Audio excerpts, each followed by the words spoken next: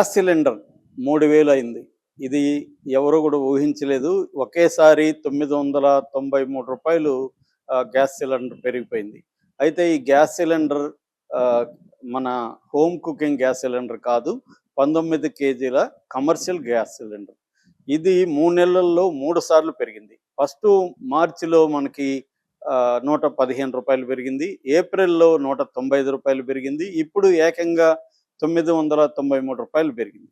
ఇది వివిధ సిటీస్‌లో వివిధ రకాలుగా ఉంది. యావరేజ్‌లో 3200 ఇప్పుడు ఒక 19 కేజీల కమర్షియల్ గ్యాస్ సిలిండర్ కొనాలంటే 3200 పెట్టాలి.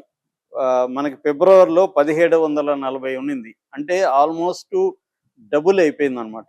సో, దీనికి కారణం అందరికీ తెలుసు. ఇరాన్ మీద అమెరికా యుద్ధం. ఇజ్రాయెల్, అమెరికా కలిసి ఫిబ్రవరి 28న ఇరాన్ మీద అటాక్ చేశాయి. ఇప్పుడు 3వ నెలలోకి యుద్ధం ప్రవేశించింది. ఇప్పుడైనా కూడా యుద్ధం సమస్య పోయేట్టుగా కనబడలేదు. మళ్ళీ ఈరోజు రాత్రికి కానీ రేపటికి కానీ ట్రంప్ ఇరాన్ మీద, ఇరాన్లో ఉండే ఇన్ఫ్రాస్ట్రక్చర్ అంటే ముఖ్యంగా పవర్ ప్లాంట్స్ మీద, తర్వాత బ్రిడ్జిల మీద అటాక్ చేసి పెద్ద ఎత్తున నష్టం చేయాలని ప్లాన్ చేస్తున్నాడు. గత ఏప్రిల్ 13 నుంచి కూడా బ్లాకేడ్ విధించాడు. మరోపక్క హార్మోజ్ జలసంధి కంప్లీట్గా ఇరాన్ గ్రిప్లోనే ఉంది. కాబట్టి అక్కడ నుంచి ఏమీ గ్యాస్ కానీ లేకపోతే ఆయిల్ కానీ రావట్లేదు.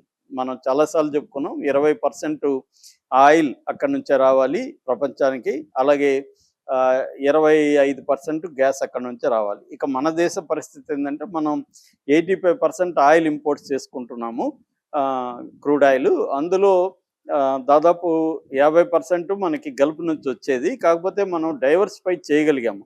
అంటే ఇంతకుముందు 27 దేశాల నుంచి దిగుమతి చేసుకుంటే ఇప్పుడు 41 దేశాలకి మనం విస్తరించాం.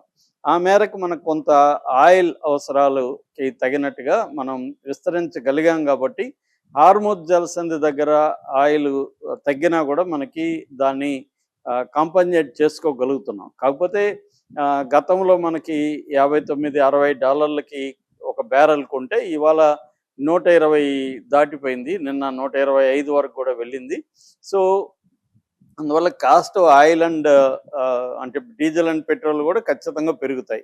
మేబీ రేపా ఎల్లుండా లేకపోతే 4వ తేదీ ఎలక్షన్ రిజల్ట్ వచ్చినాకైనా ఖచ్చితంగా మనం ఊహించినంతగా పెరిగే అవకాశం ఉంది. ఎందుకంటే ఆల్రెడీ 85 దేశాల్లో ఆయిల్ పెరిగింది. ఇండియాలో కూడా పెరగక తప్పదు. ఆల్రెడీ పాకిస్తాన్లో 55% పెట్రోలు, డీజిల్ పెరిగిపోయినాయి. $458 పెట్రోలు, $520 డీజిల్ ఉంది అక్కడ.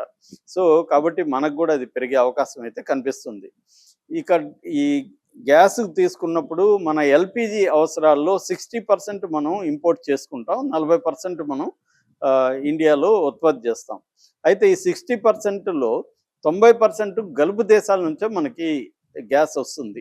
అయితే ఇప్పుడు అది ఆగిపోయింది. ఆల్రెడీ 22 షిప్పులు హార్మోజ్ జలసంధి దగ్గర మన షిప్పులు వెయిట్ చేస్తున్నాయి.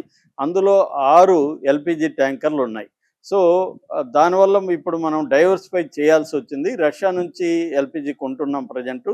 కానీ మనకు తెలుసు, అమెరికా ఆంక్షలు విధించింది. 1 మంత్ మాత్రమే వెసులుబాటు కల్పించింది. ఇప్పుడు ఆ 1 మంత్ అయిపోయింది ఏప్రిల్ 4కి. కాబట్టి రష్యా నుంచి కూడా ఆగిపోయే అవకాశం ఉంది. రెండోది, ఒకవేళ దొరికినా కూడా చాలా కాస్ట్ పెరిగిపోయింది. ఈ కాస్ట్ని ప్రభుత్వం సబ్సిడీ రూపంలో కుకింగ్ గ్యాస్కి ఇస్తుంది, కానీ కమర్షియల్ గ్యాస్కి లేదు.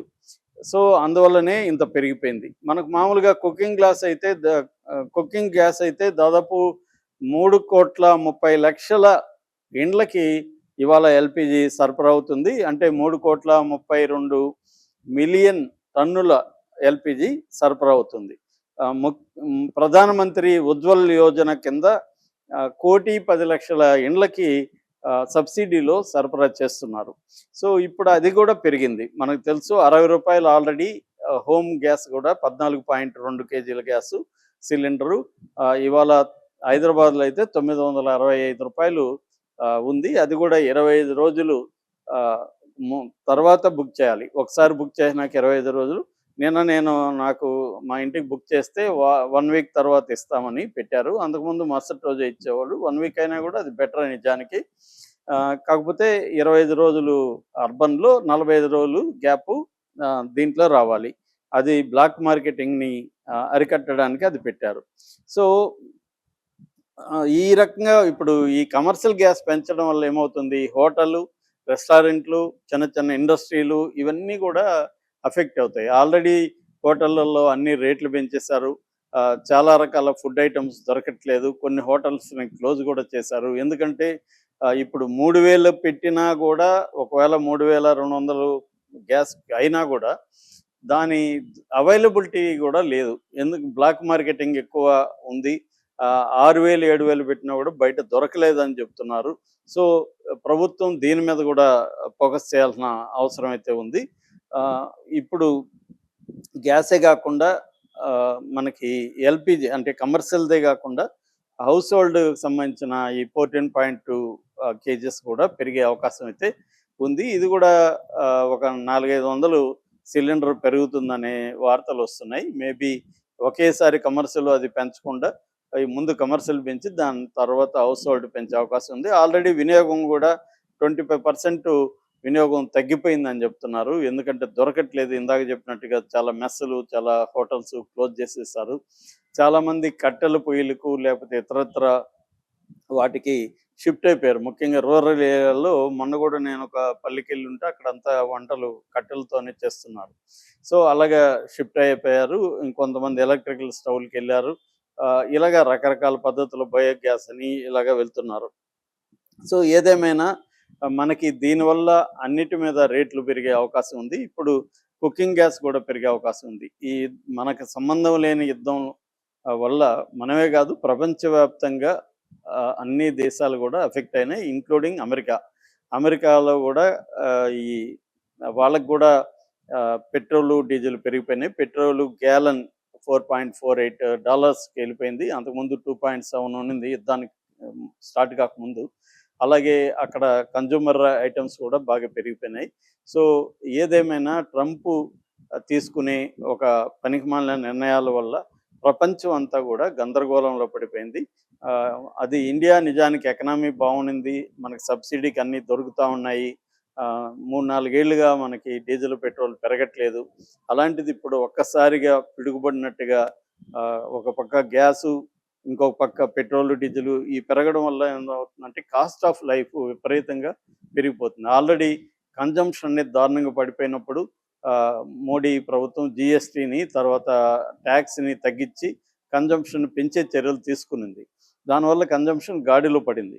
కానీ ఇప్పుడేమైంది, ఈ ఈ గ్యాస్ అండ్ డీజిల్, పెట్రోల్ పెరగబోతున్నాయి కాబట్టి ఈ 2 గాని పెరిగిపోయినాక మనకి మళ్ళీ కన్జంప్షన్ పడిపోవడం, దీని ఎఫెక్ట్ ఎకనామీ మీద పడడం, ఎకనామీ స్లోగా మారిపోవడం, అట్లాగే ఇండివిడ్యువల్స్ గూడా చాలా దారుణమైన పరిస్థితులు ఎదుర్కోబోతున్నాడు. నిజ వేతనాలంటారు. అంటే ఇంతకుముందు రూ. 100కి వచ్చే సరుకులు ఇప్పుడు 150కి, 200కి పెడితే గాని రావు. అంటే ఇంతకుముందు మనకి 10,000 జీతం అనుకుంటే ఒక వ్యక్తికి 10,000 కాకుండా ఇప్పుడు 5,000కి మన జీతం పడిపోయినట్టు లెక్క, నిజ జీతం. సో, దీని ఎఫెక్ట్ ప్రజలందరి మీద పడుతుంది. ముఖ్యంగా వీకర్ సెక్షన్ మీద బలంగా పడుతుంది.